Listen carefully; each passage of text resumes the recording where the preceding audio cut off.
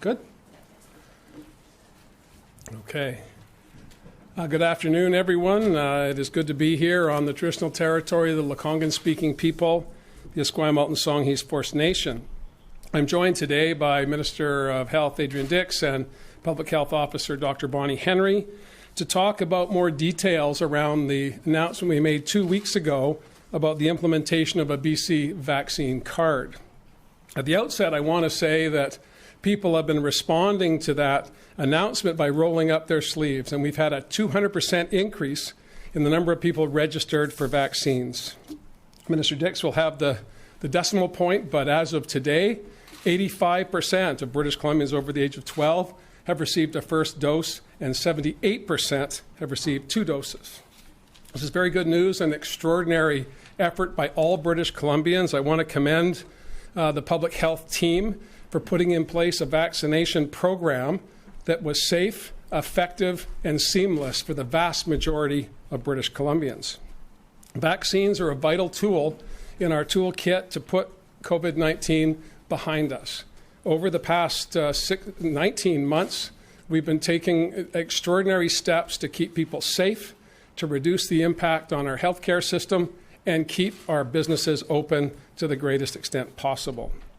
The implementation of a BC vaccine card will allow us to ensure that those non-essential businesses that have been adversely affected by lockdowns and shutdowns and public health orders can now confidently say to their patrons who have been double vaccinated that they are operating a business that is safe for them to enter and enjoy a meal, enjoy the theater, go to a sporting event.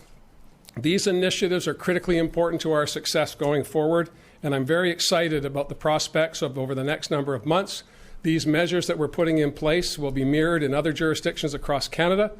Already, Quebec, Ontario, and Manitoba are underway, and I'm absolutely confident that other provinces will join in, and the federal government, following the outcome of the September 20th election, will also be taking steps to finalize the initiatives that they've already undertaken at the administrative level to make sure that those who are traveling outside of Canada can do so confidently with immunization data available to other countries, and those who are coming into Canada will also be able to prove that they have taken steps to protect themselves and their loved ones by getting 2 vaccines.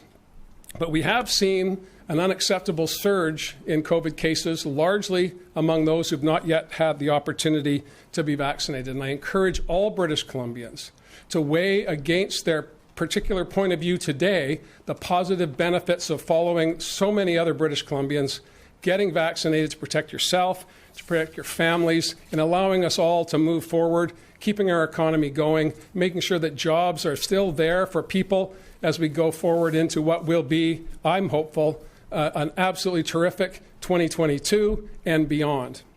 But in order for that to happen, we all have to unite once again with a common purpose, to see the BC vaccine card as a way to get to those places where we want to be, at a sporting event, at the theater, going out to a movie, having dinner with some friends. Large gatherings can take place with double vaccinations. And I want to tell British Columbians that there are many things that the vaccine card is, but there are many things that they are certainly not. And one of them is not to impede services, basic services from government. You do not have to be concerned about not being able to access provincial services, municipal services, because you've only had 1 vaccine or had no vaccines at all. So this is not taking away something. It's adding to what you're able to do, and those are the things that most of us enjoy so much. So let's focus on that. Let's focus on making sure we get those numbers up from 85% to 90% and beyond, and we do that by focusing on all of the benefits that the BC vaccine card can bring to British Columbia. And with that, I'll ask Dr. Henry to go into some of the more intimate details about how this is going to operate over the next number of weeks. Thank you very much, Premier, and good afternoon. As people here know, the responsibility and focus of our teams in public health across the province have been to monitor, reduce risks, take steps to protect the health of everybody here in British Columbia. When it comes to COVID-19, it's all about that balance. Our goals have always been to reduce sickness and death from the virus, to make sure our healthcare system is not overwhelmed so that people with COVID, but also people with every other health issue, can get the care that they need.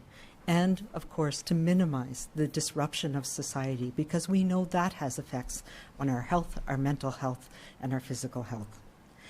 As we all know, it's not easy, and we have tried to find that balance of making sure we have enough restrictions in place to stop and slow the transmission of the virus, as well as allowing as much as possible to happen to keep society open and functioning. We want to reduce the risk for everybody and balance that with minimizing disruption. And this is the balance that we've worked hard to achieve. And right now, at this phase in the pandemic, we have another tool in our toolbox. We have vaccination. And vaccinations have been proving very, very successful in helping us stem the transmission and, importantly, preventing people from having severe illness ending up in hospital and ICU. But we're not yet at a point where we can let down our guard. And we have an additional effective tool that has changed the role. I think we need to recognize that nobody likes this virus, that we're not happy that we are here right now. But we also need to recognize that some have carried a much greater burden. Loved ones have been lost, businesses have been closed, and jobs have gone away. And healthcare workers, my colleagues across this province, have been put to the test. We know now that these vaccines are safe, they're effective, and they make a difference in stopping transmission, stopping people from getting sick and ill. And getting vaccinated and showing proof of the vaccination will help protect all of us. It protects those people who are not yet old enough to be immunized, our children, so that they can have a normal school year. It protects the people whose immune systems aren't functioning as well, so that they can continue. And it protects our elders and seniors. And we've seen that again in areas in the province where we've had pockets of people who are not yet vaccinated. It can still spread very rapidly, and the risk of people who are not yet vaccinated is much, much higher, as we've seen. It's 12 times greater risk of infection, 34 times greater risk of ending up in hospital compared to the same person, the same age person.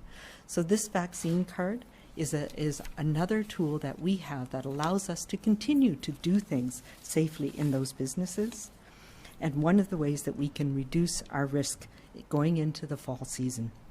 Ultimately, the choice is yours about whether you choose to be vaccinated or not, but what we need to do is make sure that we can continue to keep things open as much as possible, and that's what the BC Vaccine Card is all about.